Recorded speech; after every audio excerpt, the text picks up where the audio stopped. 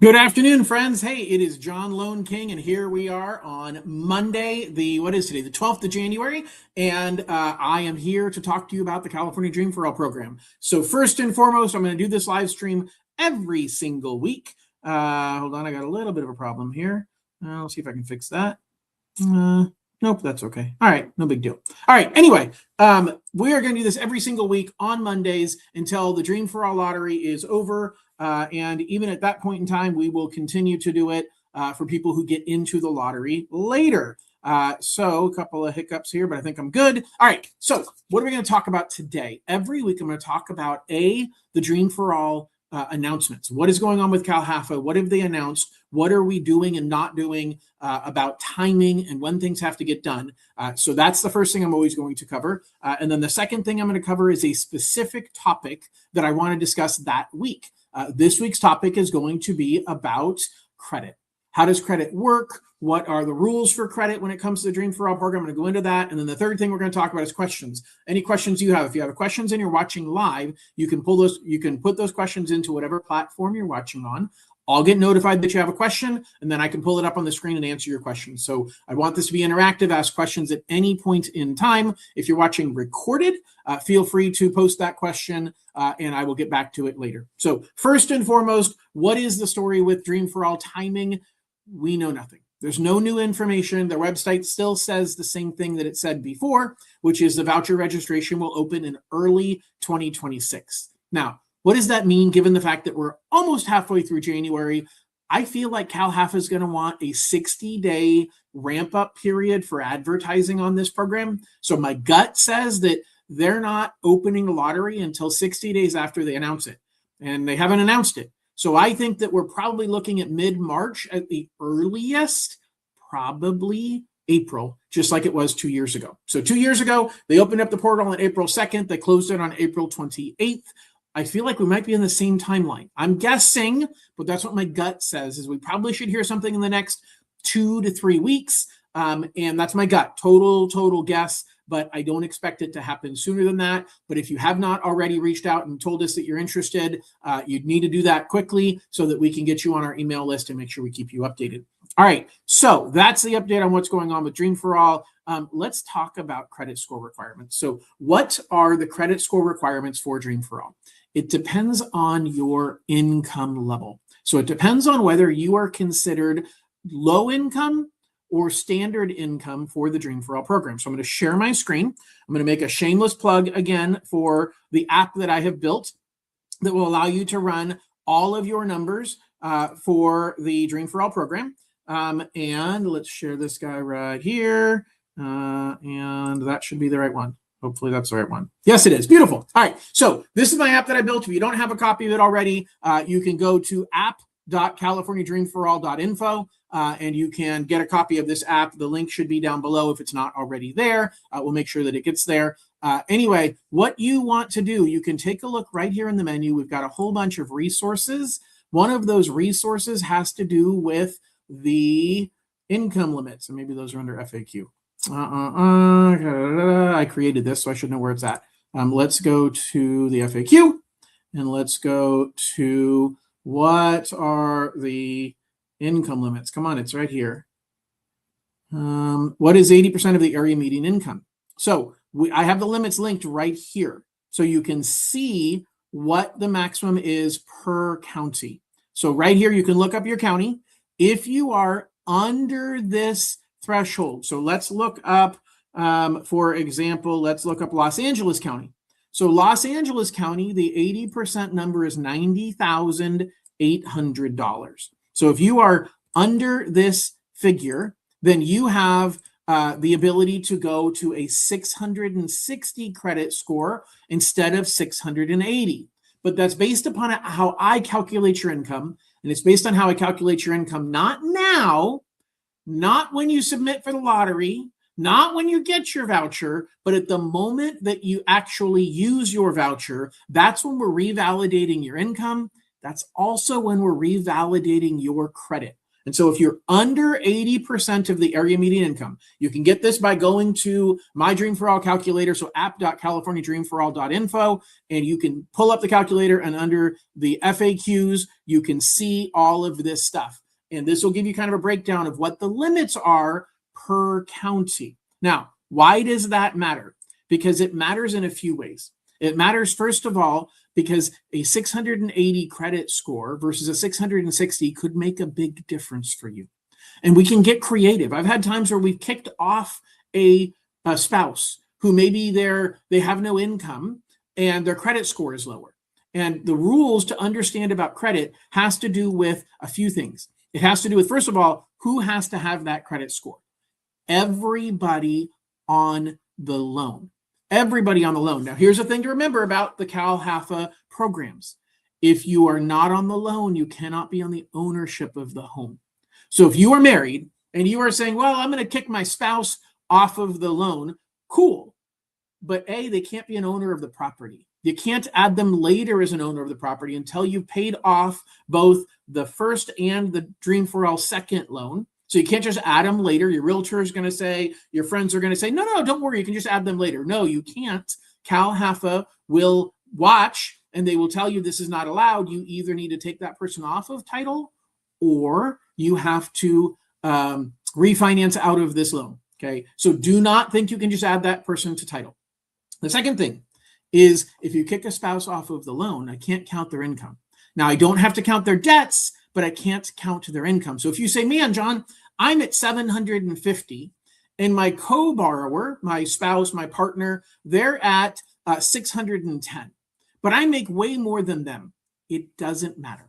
It doesn't matter. Everybody on the loan has to have at least a 680 or 660 if you're under 80% of the area median income. I'm going to keep talking about the 680 number because that's really what applies to most people. So now the next question is, well, John, what score do you look at? Do you look at, like, I've got the score that comes from my Wells Fargo app, and it says that I'm at a 682, and I've got the score that comes from my Credit Karma app, and it says I'm at a 679, and then I go to Experian versus TransUnion. Which one do you use? Well, that's a major point of confusion. So we use all three scores that are the mortgage version of the three credit scores. So Fannie Mae determined what credit scoring models we are looking at. And it's not FICO 9. It's not, like, you got to be careful about how you look at those things. As a matter of fact, I looked them up the other day. I can actually probably find it here on what I saw or what I looked up. I just saw it the other day. Hold on one second. I will tell you what it was. So it is, so the Equifax score, we actually use the Beacon 5.0. The Experian score, we use the, hold on, I'll make sure this is right. This is right. This is from credit score versions. Yeah, Experian score, we use the FICO V2SM.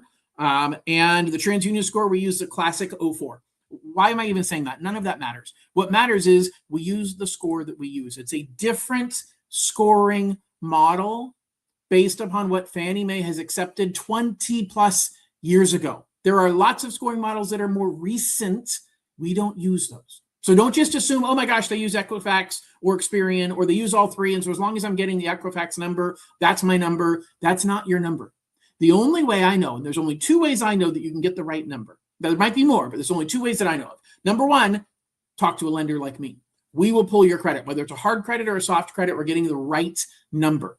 But number two, you can go on to myfico.com. You go on to myfico.com, you pay for their service, and it gives you all of the choices of picking which credit model you want, and you would pick the mortgage credit scores. So we use the mortgage credit scores. We take the three scores, and we throw away your best. We throw away your worst, and we use the middle of all three. So for each person, we get rid of your best one, we get rid of your worst one, and we use the middle. We don't average them. So if you have a 700, a 699, and a 600, you're a 699. If you have an 800, a 601, and a 600, you're a 601. Like, we throw away the best, we throw away the worst, we use the middle of the score. Then we take that middle between everybody on the loan, and we use the worst of everybody. So each person, you're going to have your middle score. That's your number. If you're the only one on the loan, that's the number. If there's more than one person on the loan, then we use the worst of each person's numbers. There's no negotiation. There's no but. It's the number. It's the math. It's the rules. As my dad said when I was growing up, and he said, the guy who holds the money, he's the one that makes the rules. That is so true in this situation. Fannie Mae, Freddie Mac, they hold the money. They get to make the rules. And guess what? Them's the rules. That was the other thing my dad said. Why? Because them's the rules. So worst of all people on the loan. But we can kick somebody off the loan. So if you have someone with a lower credit score, they can go away. But they cannot count their income. And we cannot have them on title. So those are the critical pieces of all of this. But the good news is we don't have to count their debts. Okay, so that's one of the more important things I need you to understand about how we look at the credit scores. I'm going to repeat what I said a minute ago, which is when do we look at them? And I'm going to actually be more thorough about it. So when do we look at that credit score? Well, I have to pull your credit now in order to get you into the lottery. So we typically do a soft credit report now. And we are pulling your credit to see roughly where things are at. Most of the time, we're just pulling one credit score. As long as it's good enough, we're fine. And then we get you into the lottery. Then we are at the point where you win a voucher. We're going to update your credit report right then. Now, that's when it's more critical. At that moment, we can decide, do we want to pull hard credit? Because a hard credit freezes in those three numbers. It freezes in your best, your middle, and your lowest for 4 months. Now, your voucher is good for 6 months. So you have a voucher that's good. Well, they were previously, and we expect them to be for the same. They're good for 90 days. You get one extension for 90 additional days. So now we have to think really carefully. We have to decide, do we pull hard credit the moment you get a voucher and start shopping? If you're worried about your credit score dropping, and you're saying, man, I worked really hard to get it here, and I'm kind of freaked out that something could change and cause it to drop, then we need to pull the hard credit right away. But remember, it's only good for 4 months. And so if you don't end up completing the transaction and getting your keys within those 120 days of when I pulled the hard credit, then I need to pull it again. So that's important from a strategic perspective, because if you're going to take it slow, you're not sure if you have great credit, so who cares? Then we just refresh your soft credit when you get a voucher to make sure nothing materially has changed. But no matter what, at the time that you go into contract, we have to have a hard credit report. Okay, it's mandatory because like underwriting won't review the file and sign off on it without hard credit. So by that point, we have to pull hard credit. But if we've already pulled it and it's going to expire, they're good for 120 days, 4 months. If it's going to expire before the end of the transaction, we have to pull it again. Now, people freak out about, oh my gosh, John, pulling my credit is going to destroy my score. No, it's not. I like to use the analogy of getting an x-ray. So it's not a good thing to get exposed to radiation. But every once in a while, it ain't no big deal. Now, if you're a radiologist, you're an x-ray technician, and you are doing this day in and day out, and you are exposed to radiation because you don't wear protective gear or you don't get outside the room, then it's going to kill you. And that each additional time that you are exposed to x-ray radiation, it is going to be more and more harmful to you than doing it just once or twice here and there. Credit inquiries are the same. If your credit is solid and strong, it is no big deal to have an inquiry, a hard inquiry on your credit report. If your credit is soft and fragile, and it isn't only about the number of inquiries, but that is a piece I'll talk about in a second. But if it's just overall soft and fragile, you've got late payments, you're highly utilized, that you've charged up your credit a lot, and you owe a lot compared to your credit limit, then your credit can be fragile and you're on the bubble. You're barely at the credit score we need, or worse yet, you're too low. Now that's an issue where pulling more hard credit reports will cumulatively hurt your credit score even more. Why do inquiries matter? Inquiries matter because it basically is an indication of you trying to add more debt. And if you're already struggling with the debt you have right now, and you're thinking about adding more debt, that's not a good sign. So that's what the credit system is looking at, is it's trying to read the tea leaves and figure out the signs. And it's saying, this isn't a good sign. If you have poor credit and you're looking at a situation where you're trying to add more debt. Now let's pretend you have great credit. You're adding more debt. No big deal. If you have great credit and you've just applied for 10 new credit cards, I don't care how great your credit is, adding 10 new debts at the exact same time is a sign that something is off. It's a sign that I don't know what it is, but you're racking up debt, or maybe there's something going on in your life that you have to borrow a bunch of money and you're shifting the pattern. So even with stellar credit, if you have lots of inquiries done in a short amount of time, that's also a negative, but it isn't as bad as what people think. So don't freak out about having your credit pulled once or twice here or there, because again, it's just like getting an x-ray. It's no big deal. Okay, it's like getting blood drawn. Okay, when you get a little bit of blood taken out, it's no big deal. You get a lot of blood taken out, you die. So that's kind of a graphic analogy, but I think the concept is pretty spot on. So the question becomes, how do I fix my credit, John? What if my credit isn't where it needs to be? Am I going to miss out on the lottery? Because it was 2 years since we had a lottery last. Now, we might have another one in a year. We might not. Who knows? But do you have to wait 2 more years because your credit score isn't where it wants to be? Well, it depends. So CalHFA says you need to qualify today in order to get in on a lottery. But the truth is that if there's some easy things we can fix on your credit, then theoretically, you could qualify today once we get those things fixed. And so it's about having a mutual understanding, and we'll cover those one-on-one. But if there's some things we need to fix on the credit, we can usually get you into the lottery while you're in the process of fixing those things on your credit. Now, I'll tell you the number one thing that impacts people's credit is called utilization. Utilization is the percent that you owe compared to your credit limit. It's not how much you owe.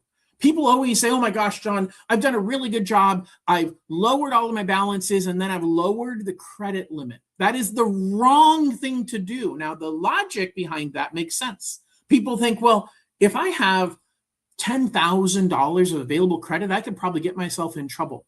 And so I lowered my balances down to $1,000 and I lowered my credit limit to match that and made it $1,000.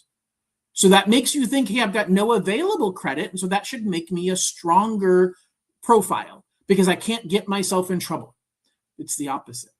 Because what it tells the credit system is you're spending every penny that you have access to. You need to have the ability to borrow money and not use it to prove that you're responsible. That's the key. And so people misunderstand that. So many people make moves to say, oh, I'm going to adjust my credit. I'm going to fix it. And I Googled it. I asked ChatGPT. I'm doing these things that I know are going to make my credit significantly better. And I'm taking care of it, John. I did it already. And they took steps that hurt them. So don't do anything without talking to me. Scan this QR code, click on the link down below or up above, and let's set up a time to talk. Because that's really what I want to do now. We have time to fix these things. Once the voucher portal is open and you're surprised by a lower credit score than what you expected, we may not have time to fix it. And so it's critical that we look now. It's critical that we look at what your credit score is today and see, is there anything that we need to work on, and do we need the time to get it done? Okay. So the deal is, when does the credit score need to be there?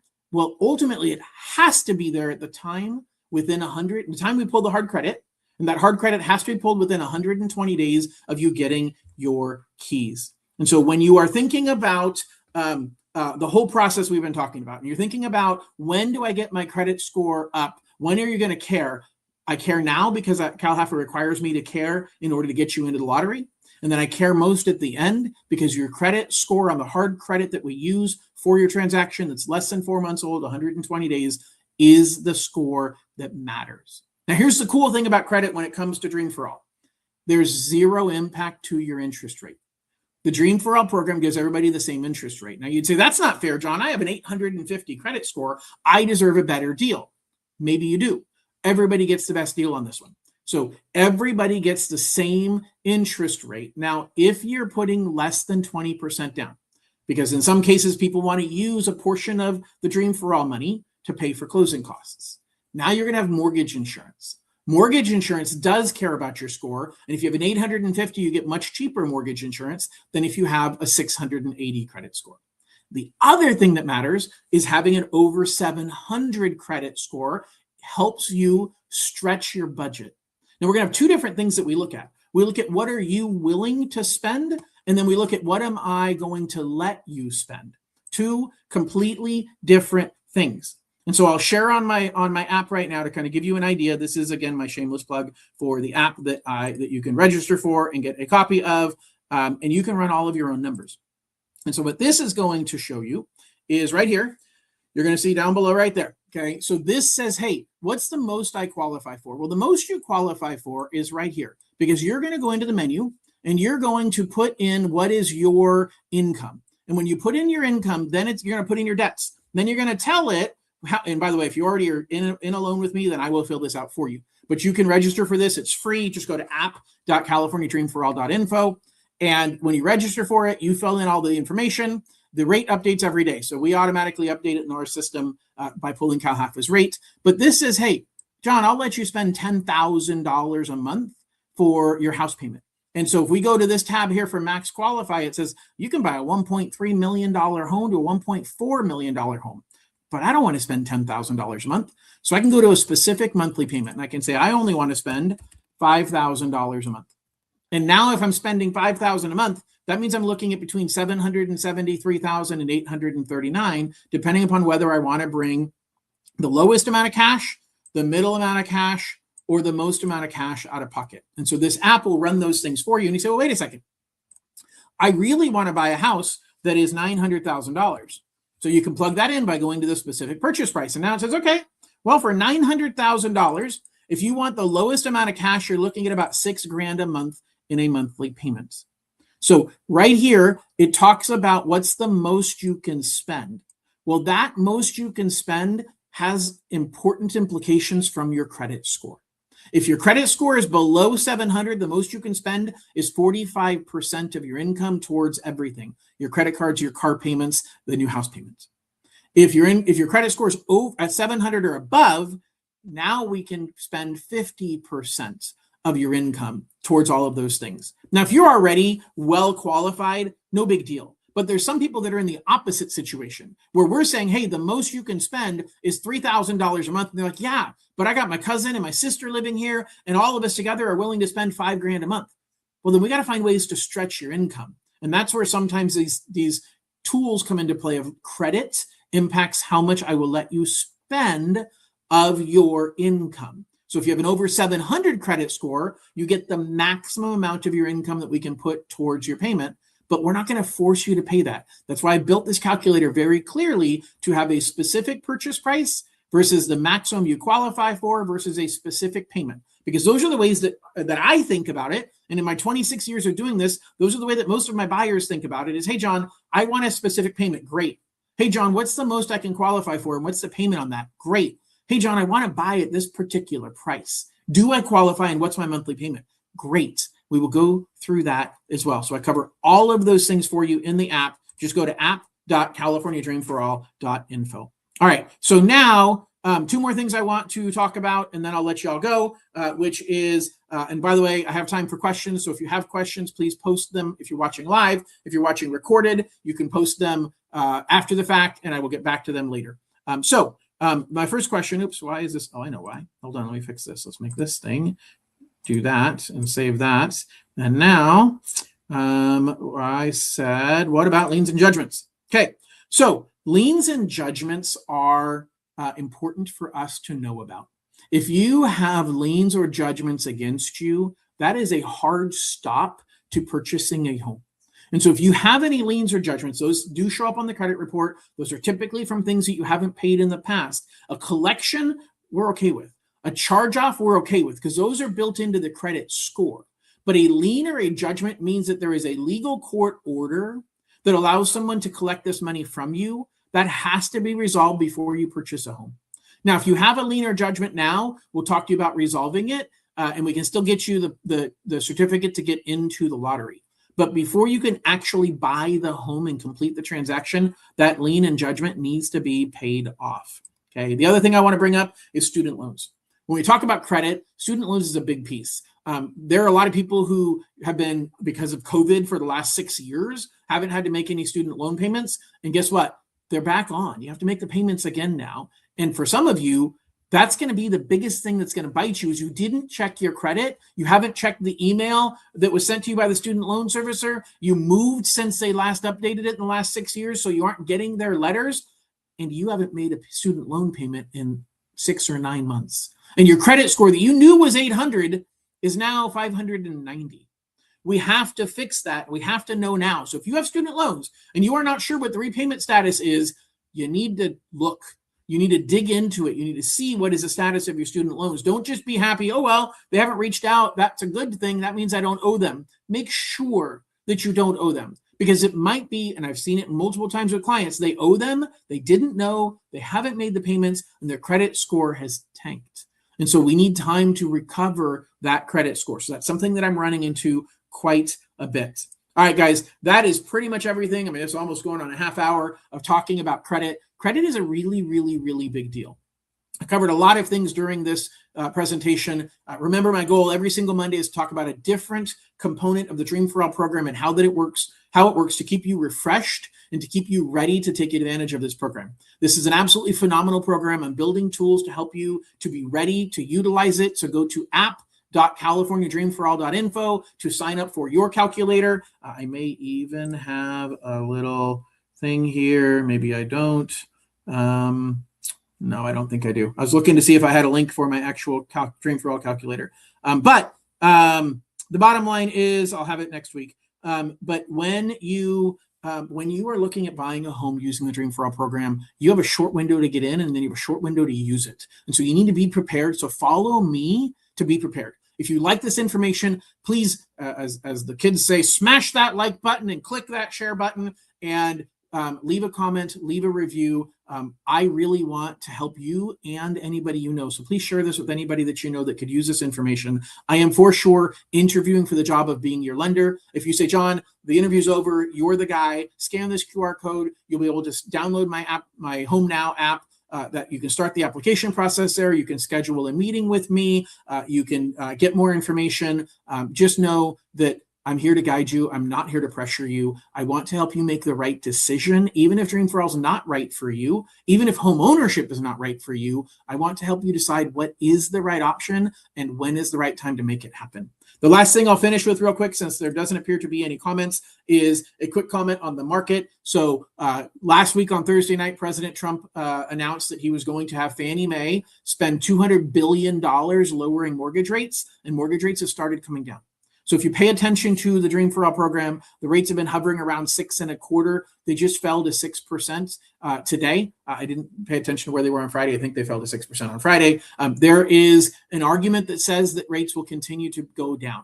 Now, being in Dream for All, you don't have a choice of where rates are at the time that you buy, but you do have timing of your competition. How many other people are out looking for homes at the same time that you are looking for homes? And if rates do drop by 0.5% to 1% over the next 6 to 12 months, you might have a whole bunch of competition looking at homes at the exact same time that you are looking. Right now, there is less competition. And so for some of you, the right answer is to take one of the buy it now options. To take a program that lets you buy now. We have 0 down payment options that don't require a lottery. Don't require you to wait for a voucher. You get to pick the timing, and you don't have to pay back 20% of the appreciation down the road. The negative is you have a higher monthly payment today because you're making a payment on the full purchase price instead of on 80% of the purchase price. So just be aware that I want to help you figure out your options, schedule a consultation, download my app, and take a look and see what the options look like. I look forward to taking great care of you. Hope everybody has an absolutely wonderful week. Join me Friday for my weekly update, just general market update, and then every Monday at noon for an update on the Dream for All program. Hope everybody has a great week. Looking forward to taking great care of you, and we'll talk to you soon. Bye-bye.